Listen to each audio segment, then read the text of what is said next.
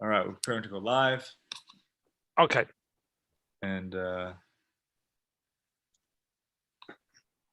this should also chus to have more Talmidim next time. I have to start working on it again. Listen, it's a constant. All right, we're preparing to go live. Yeah. All right, we're preparing to go live. Okay. There we go. Fantastic.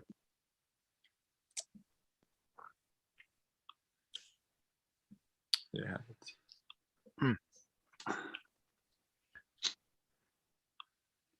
Okay. We're going to start off with the Rajba over here.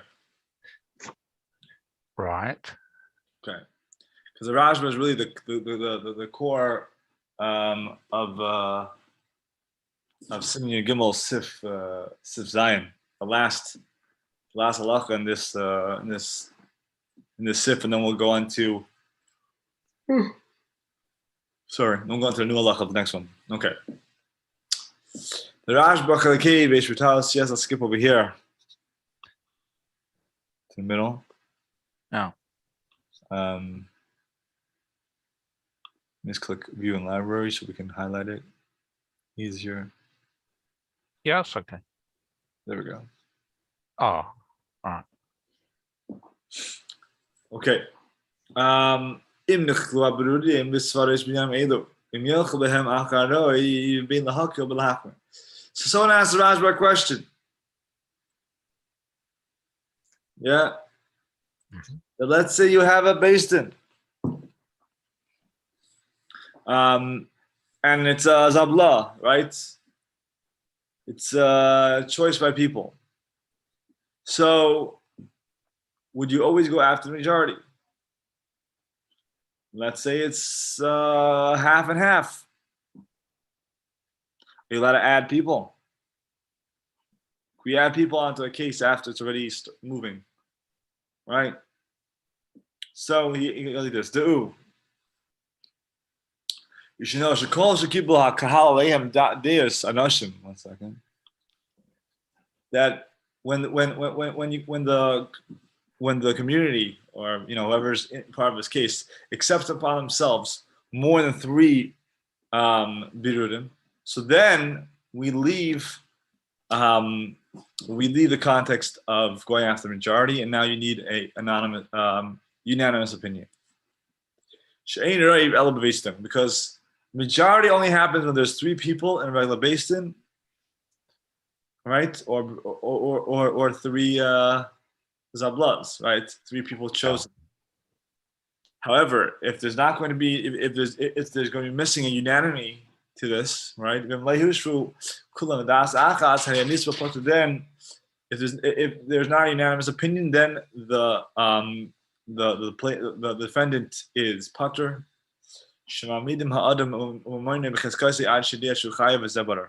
Because we place a man and his money in his chazaka, right? Man has control over his money until you prove him otherwise that does not belong to him. But more than that, even if the kahal says more than that, let's say no, let's go after the majority, right? So let's say everyone agrees you should go after the majority, but now all of a sudden you're missing a majority for whatever reason. Then as well over here, we say pater. And we can't say let's bring new people here. Why? What's the reason? Because the idea over here is shakahal loy kibla alehem das hamachriyim ela ledeos shel haberurim elu v'le ledasachem. Because the congregation, meaning I guess this case was dealing with the congregation, did not accept upon themselves these people only to choose and to clarify and to work on the concept. However, meaning a regular basin, you have 3 people, and we say the third gentleman is here. Why? Because he's a machriya. He's here to come and machriya. He's going to tip the scale. Which side is going to be the side that wins. However, over here, when it's zabla, when we're accepting birim, when we're accepting what's the word with an A, arbitrators basically, We're trying to work out a deal. So over here, the concept is not who's right, who's wrong. The question over here is how do we all work out something together? And for that to happen, everyone has to be on the same page. Right. One step further.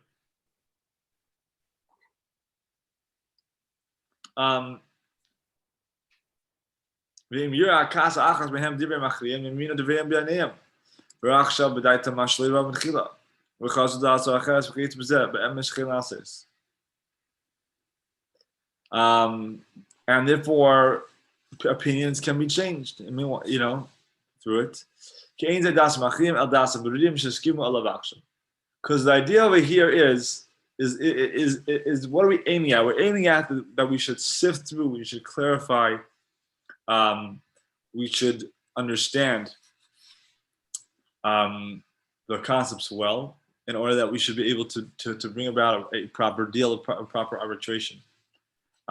Because that is the case, if or should one of the judges leave, or if and should one of the judges say, excuse himself from the case, so then the people that the parties that accepted these judges upon them will not be obligated to follow any of the rulings of these men, because when they accepted upon themselves these men, they felt that because you have this amount of people and these individuals, all these people come together to really bring about a proper way of how to look at this case. But now that we're missing someone, we say it's not, we don't have enough manpower, brain power to come to a proper conclusion.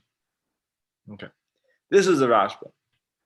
We're not going to the halacha. 1 second, let me just get a tea. Give me a second. Sorry. Yeah.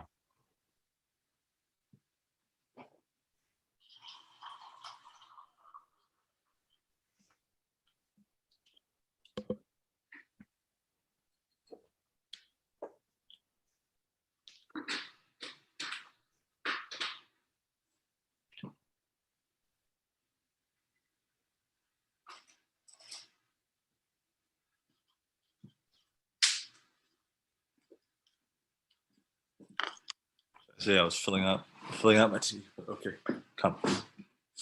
How's the tea in England? Is it different than America? Yeah. Okay. So what's this about 10, man? Okay, so let's start with the 10 minutes. So based on what we said above in the previous, right? Based over here, we said that once you go above 3 judges, okay, by a case of arbitration, okay, so then you we don't agree to we say you have to have a unanimous opinion, right? So now let's look at this thing. Okay, so you choose 10 men, right? So they can render a verdict for them, but what they say is we agree to what the 10 men will tell us, whether it's going to be a peshara, right, or whether it's going to be a din. Right. Okay, it's interesting. But anyways, yeah, they choose that. And then it's like this. And if we will not have unanimous opinion, because they know, right? We know that once you go above 3 people, you have to have unanimous opinion. So we say, okay, fine, let's make it tonight, right? Because the way it works is whenever you make a condition in monetary ideas, we say everything goes after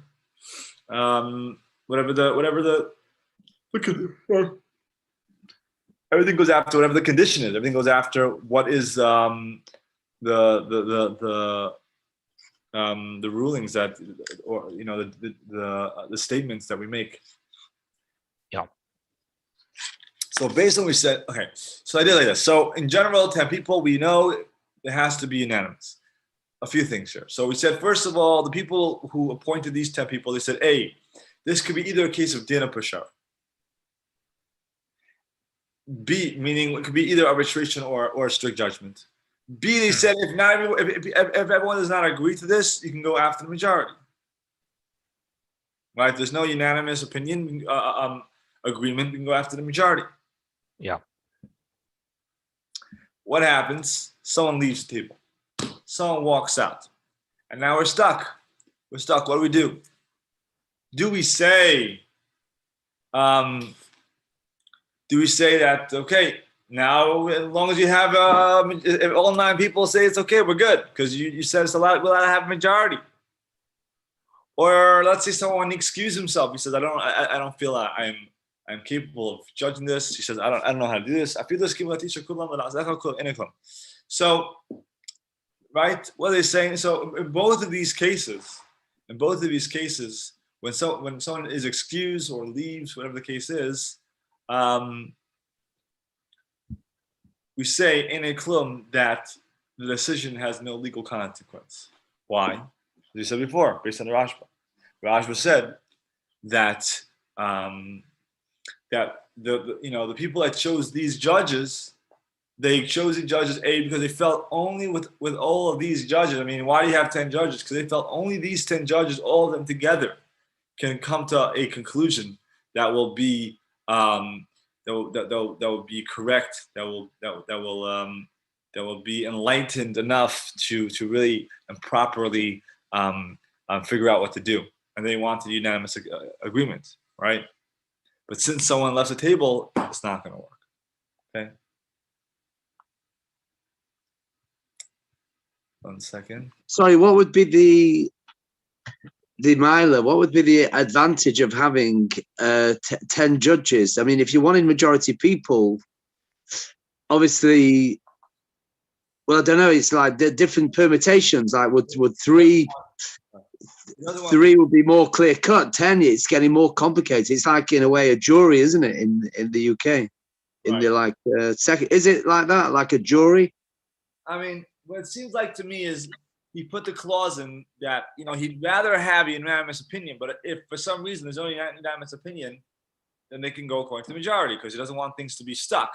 So they have that ability, they have the flexibility there. But he still wants these 10 people. He feels like it's a committee. He put together a committee to work out these problems. Right. So I suppose you bring in different people with different knowledge, different aspects that can see it from different points of view, I suppose. Right. But at the same time, you want to make sure that you're going to be able to, to make progress and to move on, not get stuck with the chitty chatter, Everyone getting stuck on what they want to say and who's saying what. Yeah. Let's continue.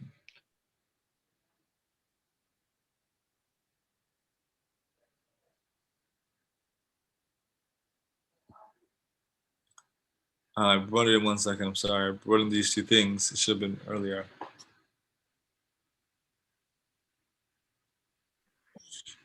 Yeah.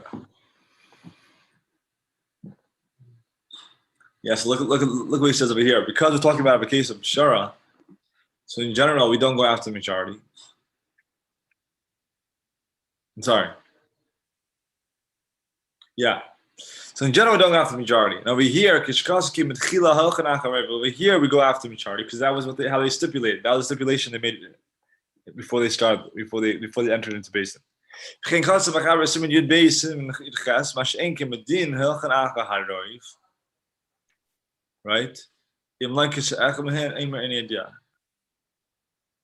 So in general, in law, you go after the majority, unless one of them says, I don't know. So we kind of mentioned this. Okay.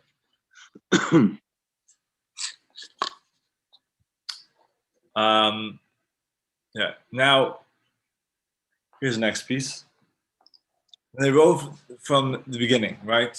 And he brings down the Rikash. It says, "Venera lead the gam in like kasu kim befurish, kiven amr ein bedin baby b'shara." Since he said, "Bein bedin baby b'shara ubshara dumel din kibla lehem dahainu sheyochum gam b'shara acha harav." So when Kiva asks over here, let's say this case happens. It's a case of pshara, right? So pshara in general needs to have after 3 people, you have to have unanimous agreement.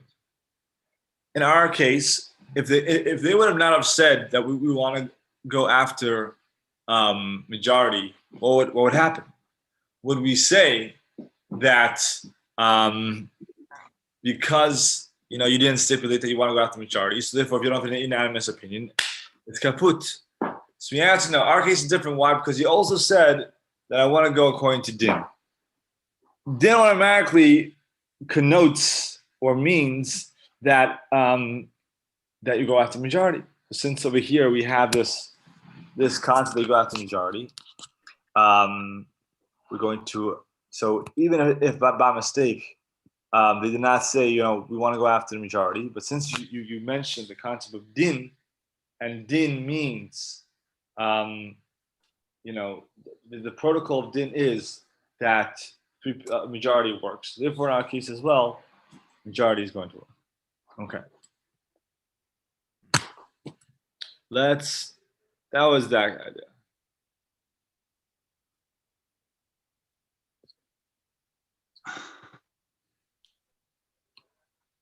Okay, we're gonna go. Okay, we're gonna start now the new Siman Yudalid.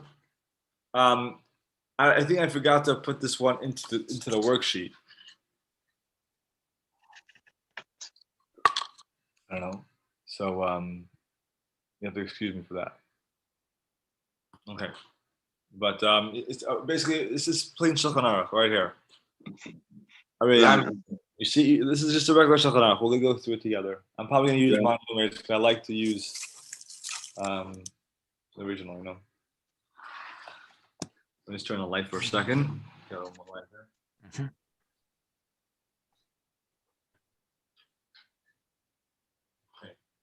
Okay. All right. Ready to go. Okay.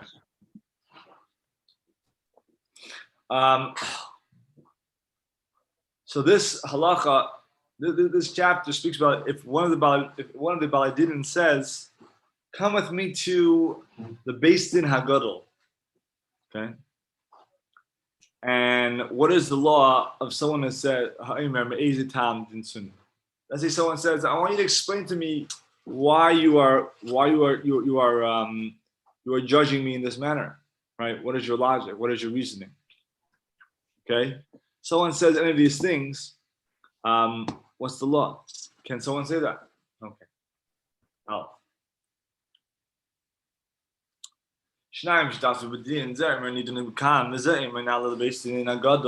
Two people are have a lawsuit, and one says, "I want to get judged here." His friend says, "No, now the Beis Din Hagadol. Let's go up to the great to the bigger Beis Din." Yeah. So we say, we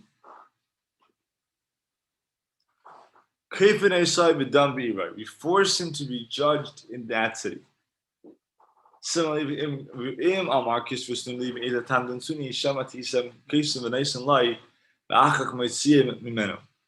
someone says, "Show me the reason why you're judging me in this manner. What's your reason? What's your rationale? I want to know." So we give him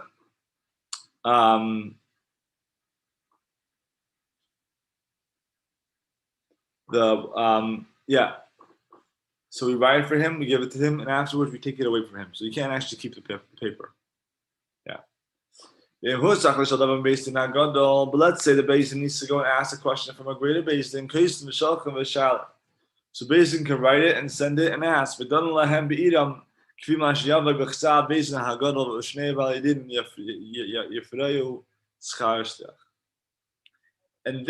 that ruling, after you send it to a greater Beis Din, has to come back. It comes back to you, but you still need the original Beis Din to give the ruling. Why? Because once you come under the jurisdiction of a certain Beis Din, that Beis Din has responsibility over you. They can't let you out of the building or the Beis Din, whatever it is, unless everything's worked out. Right? They can't relinquish responsibility of you unless everything's worked out. This responsibility is not shared, is not held by any other Beis Din. So what we're saying over here is because this Beis Din which you have visited has responsibility to you, you can't say, "No, let me go somewhere else." No, you walked in, the Beis Din will work it out, they'll ask the right people, and they'll get back to you. But once you walk in, you're responsible to them. Yeah. So The judges can't work it out. They refer it to the Beis Din, who make the decision. Yeah. Yeah. Yeah. Right. If the judges can't figure out what to do, they can send it to a bigger basin, and that bigger basin will, will advise them, or Right. bring clarity, or emphasize whatever needs to be emphasized in order that they could understand what's happening. Yeah. Sure. Okay, let's go through the entire thing. We'll do the Haggah as well. We're not going to be focusing on the Haggah today. We're focusing more on the Machaber, but let's go through it anyways. Yeah. Let's say if one of the Beis Dins,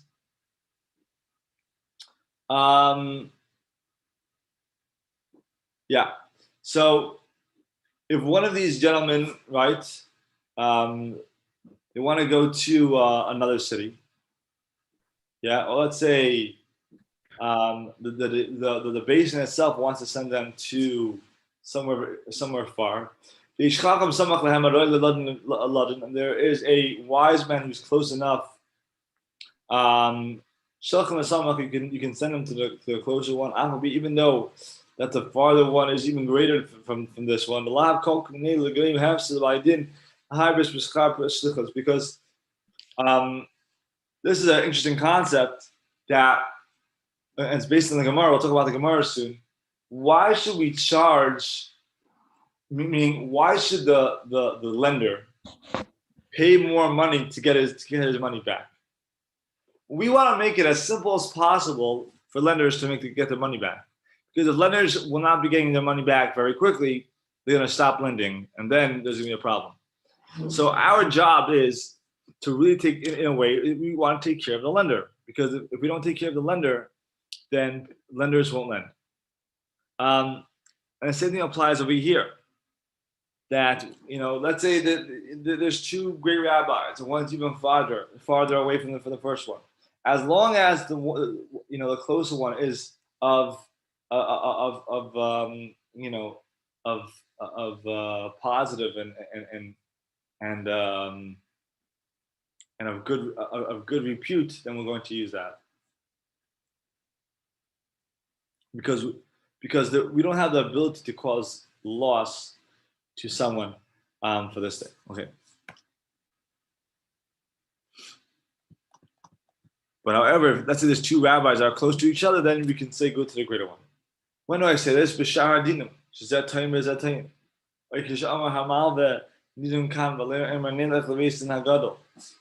So when do I say this? That we actually allow them to go? This is when the lender wants to go. But let's say the lender says, okay,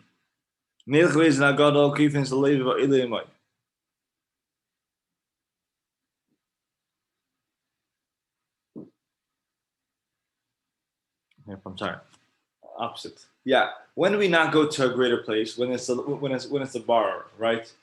The borrower, if he wants to go and schlep the lender to somewhere else, we're not going to list him. Why? Because we don't want to make the lender lose out. Right? He's already giving money now. He should lose out again. Doesn't make any sense. But on the flip side, if the borrower wants to go somewhere else, then we will force the lender to go. Same thing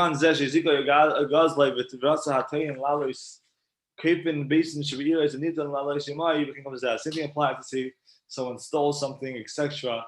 All these cases we can force him to follow. Okay. Say the Beis Din, yeah. Beis Din Chashiv Chol Davadar. Sorry. Yeah, but when do I say that the lender can force the borrower to come with him? When there seems to be a weighty, accusation here.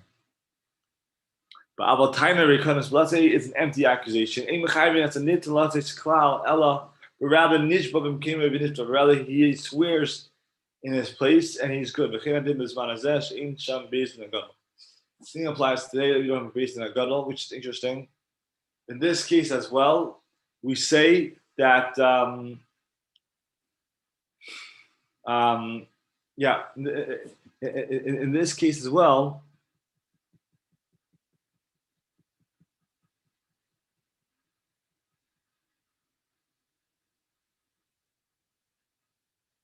right. So the point is that there has to be a good reason for the lender to want to take the borrower with him.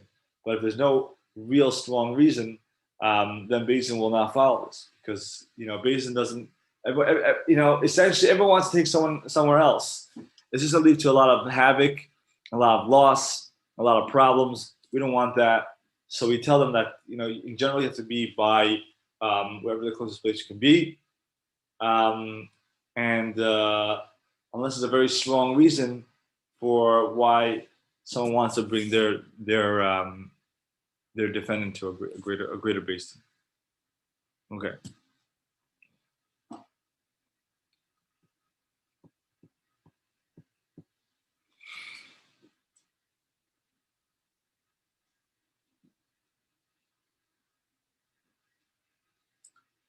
Okay. Then we speak a little bit about the concept of a basin and a guddle, a big basin, what that means. Okay. And we'll get to that in a few minutes. Just the concepts of that. Okay, let's just go back over here. So this is based on an interesting Gemara. Let me show you the Gemara over here.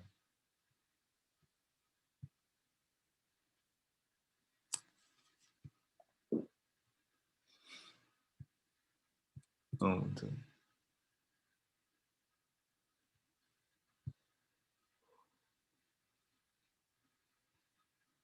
we go. Ready? Rabbi Elazar said to him, a teacher, on the front of Rabbi Elazar. What's it? Yeah. So yeah, I'm on the front of Rabbi Elazar. Rabbi Mishnah said, right? So this was talking about the conversation. Can the borrower force the lender to come with him to another city?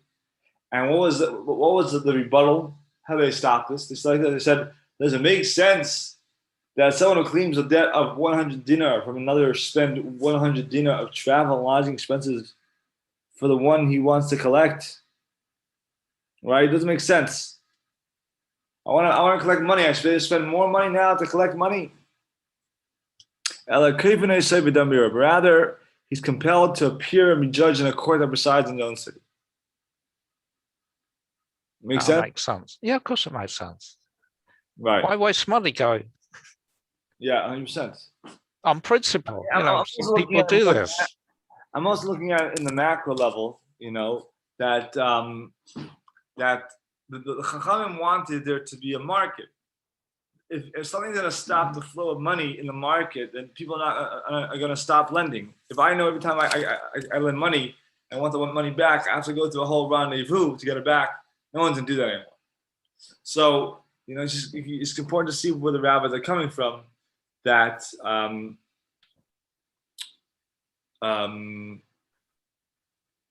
they want to keep things flowing, and therefore they're basically saying that only the lender can kind of pull the borrower with him, but the borrower can't pull the lender. Okay. Now what happened? So that's pretty much established. Amir Markam, then he says the halacha is no. That basically, what we think he's saying is that you could force the borrower. The borrower could force the lender to come with him to court. And so, what do you mean? Didn't we say otherwise? He's like, actually, you're right. What Amir meant was he was talking about the lender, and this is what it means in Proverbs. The borrower is a servant to the lender. I mean, once the borrower borrows money, he now has to kind of follow the lender to whichever court he feels is qualified for this. Okay. Can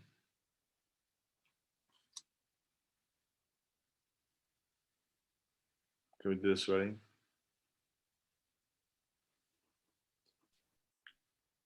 Let's do this over here.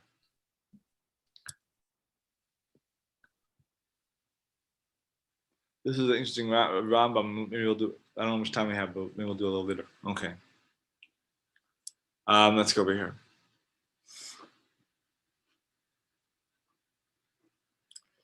So let's say one side says to the other, let's go to the Beis Din HaGadol. So the Mechaber over here, he hetik lashon Rambam. He is choosing or printing, how we want to look at it. The words of Rambam. He's not doing the difference between a Beis Din HaGadol and a Beis Din HaVad, which is basically what the Rosh says, right? The Rosh says that there's a difference between the Beis HaGadol and the Vad. Beis HaVad means a place where the Talmid Chachamim. The Beis Din HaGadol, that's the greatest place, yeah.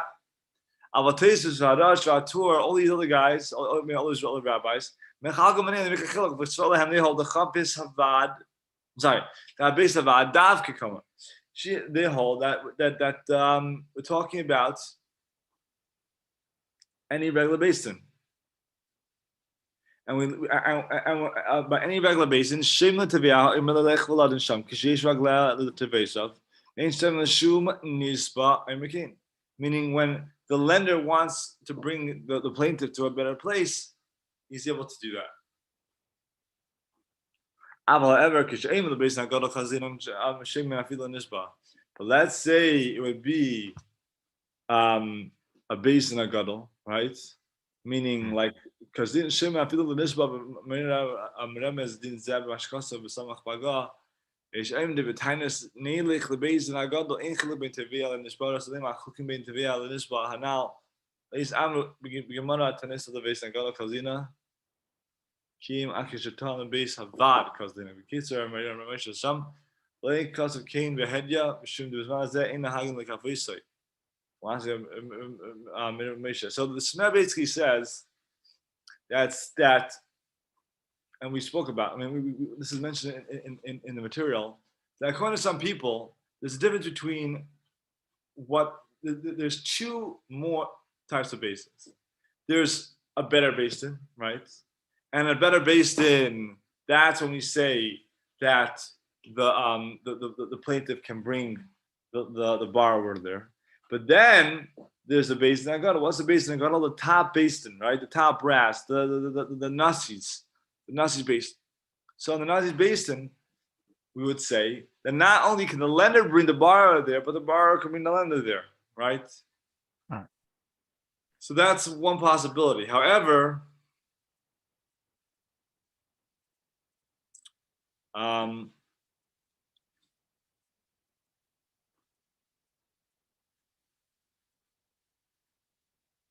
yeah. So when it's the top Beis Din in the country, so then even the borrower, if his Beis Din, which they have gone to, agrees, even the borrower can bring the lender to them.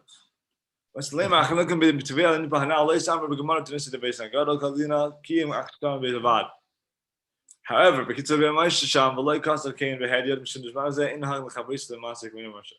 yeah. So the truth there's a difference. However, today, as we're learning, as the Ramah says, we don't really push anybody to go anywhere else, and therefore the Ramah didn't really spend so much time on this. Okay. Let's do one more piece.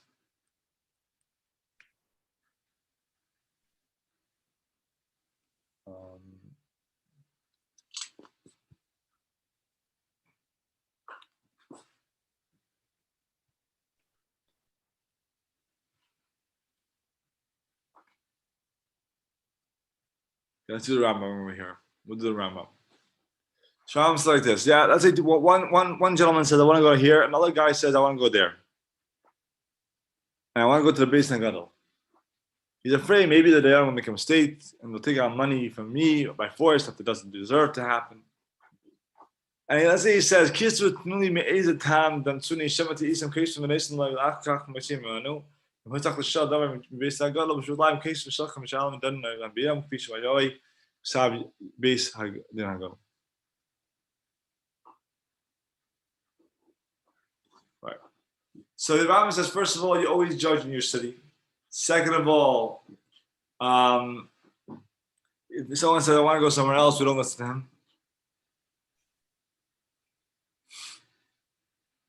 him. Sorry. If someone says, write the din to another Beis Din, and just to make sure that what you guys are saying is correct, right? I don't trust you. What your verdict is. I want you to write to another base and ask them what they think. So, Just to double check. yeah, right.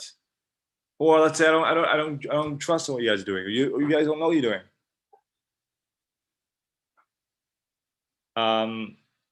Or if he says, all right, kiss with me either time.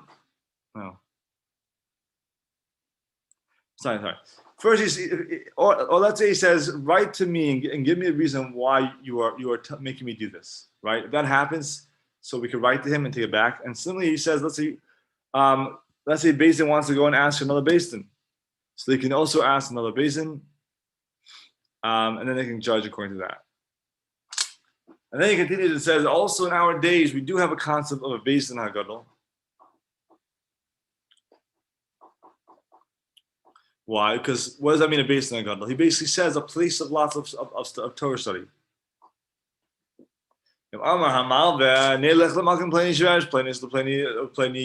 Hagadol v'nadin lefanav v'din zeh shkifas leve v'helechemai chemesim v'choyim esfar.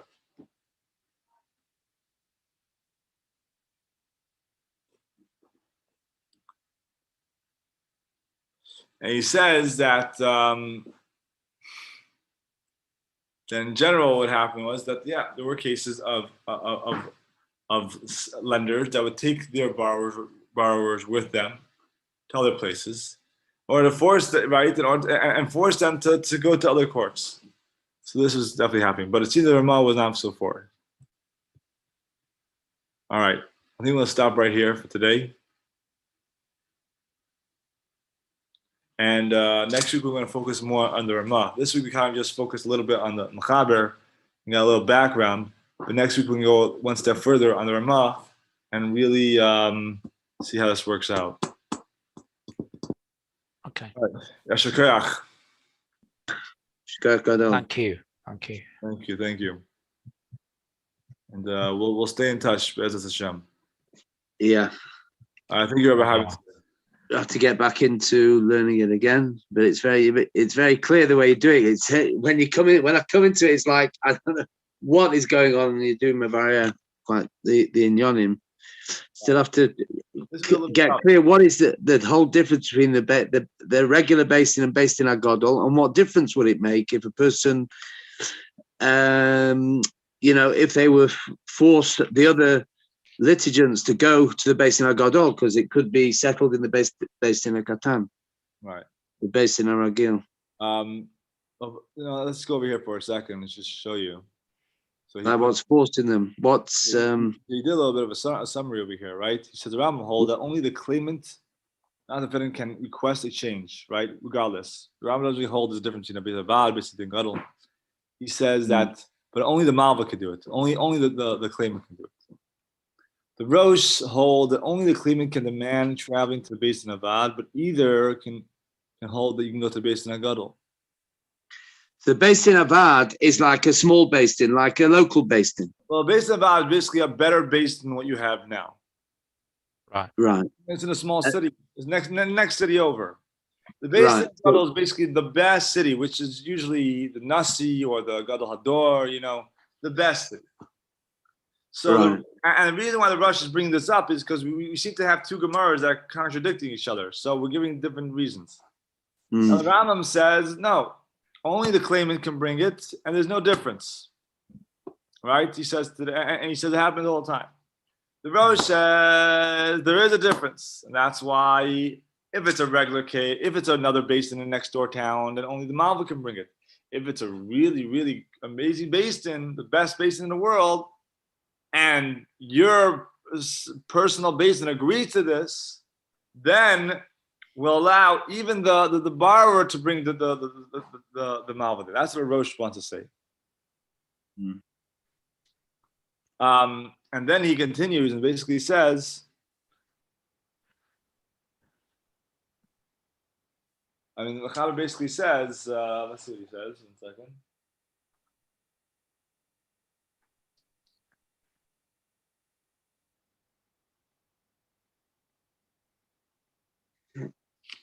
It seems like the Mechaber agrees with the Rambam. He doesn't make a difference. He says, what does Mechaber say? that if you have a place with very, very great rabbis, so then only the lender can send you there. So the Mechaber, the Shulchan Aruch, only agrees with the Rambam, but the Ramah, right?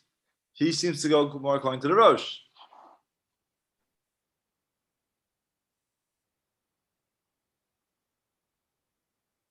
One second.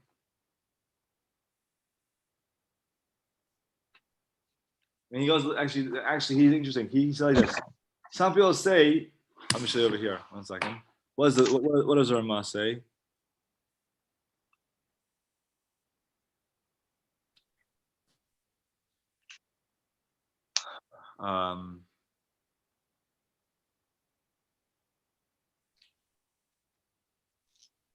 Yeah. Some people say that the Tana is Nelech Lebis Nagadol, Ein Chaluk Metevil, and this book, Chol Echad Yachal Lach Chaveda Lilach Imai.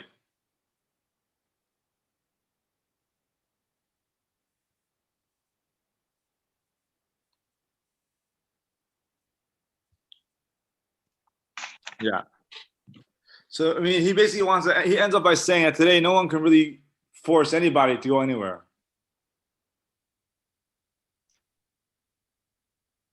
That's how the Ramah kind of answers. So it's interesting. The Rambam says you could take someone, and it happened all the time. Then the Mechaber kind of agrees to the Rambam, only the Malva. Then the Ramah kind of agrees to the Rosh that, but he doesn't really take the difference between a based in a Gadol and a based in Havad. He kind of says anyone can bring anyone to any court, and then he ends up by saying, but we don't do that anymore. Today it's totally stopped. Right? That's kind of how he ends off. 1 second. I'd love to see.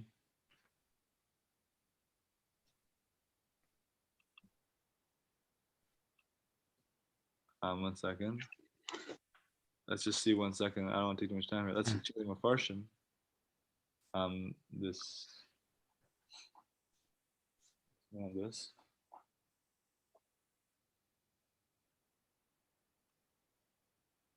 Yeah. So see, he says very clearly, the Mechaber chooses the Rambam's thing.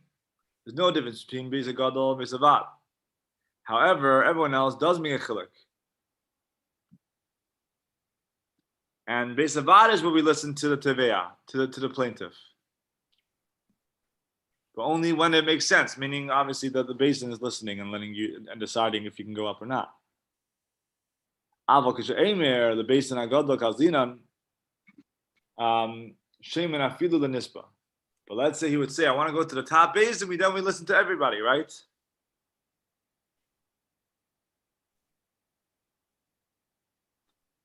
Yeah.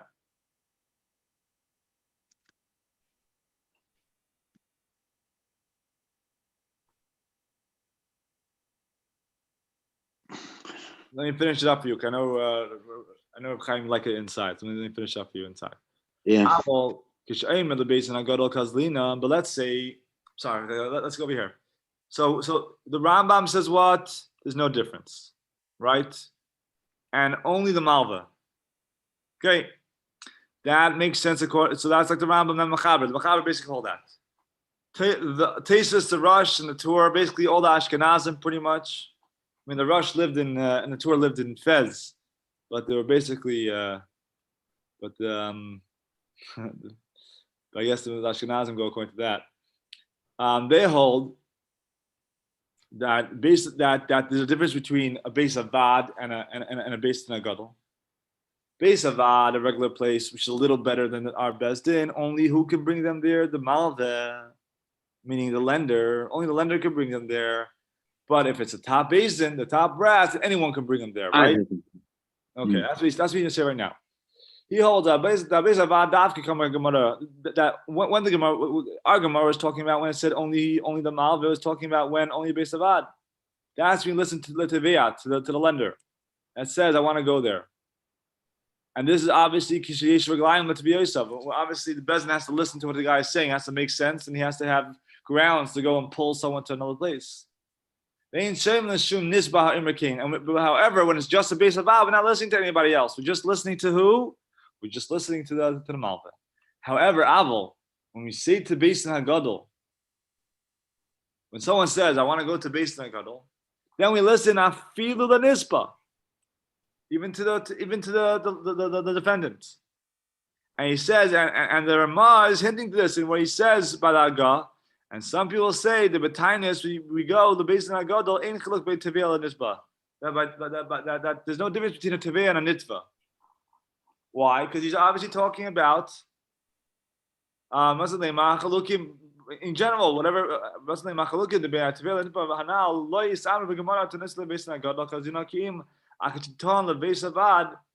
you know I mean he's basically squeezing it in and he's saying that that the Ramah is hinting to this. The Ramah only says there's no difference between a borrower and a lender. He doesn't say there's difference also between what type of basin you're going to, right? But the Smeh wants to say no. That's what he means. He didn't write this clearly because that it's not so negia. Because in our times, he says that the Ramah didn't get so involved in this sugya. He didn't write down all the differences. Why? Because today he holds no one really goes. You can't bring anybody anywhere else. You can't bring people places. That's why he wasn't really Myrich. He didn't really go so much into the different pieces, right? Okay.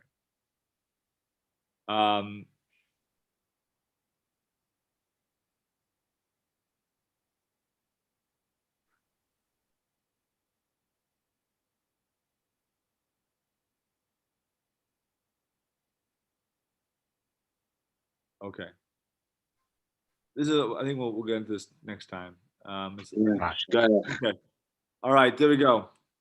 There we go. That was the schus. Fantastic. You got it. You hopped it. Getting there. I'm going to do a review and then. So yeah. So I'll say just look at this piece over here. This kind of really clear. He puts it all down. The summary in the notes. Yeah. You know, I found there's a very good review is to actually do the review questions. Yeah. And if we fall behind and you don't know what's going on, start with the review questions and then work back, and it's a lot. That's what I do. Because sometimes he's clearer in the review questions, and sometimes he's not very clear in the actual. Yeah. That's what I do when I learn with Ivan. I just do the review questions and I explain. From the previous shiur, I do the review questions myself. But Ivan, it's the first time he's looking at the information. But for me, I'm doing the review questions and then I explain to him backward what we learned according to the shiur. So I think that's getting clear. Yeah. No, it definitely helps. It definitely helps. Yeah. Yeah. Shame he can't join us at this time. Oh, who's that?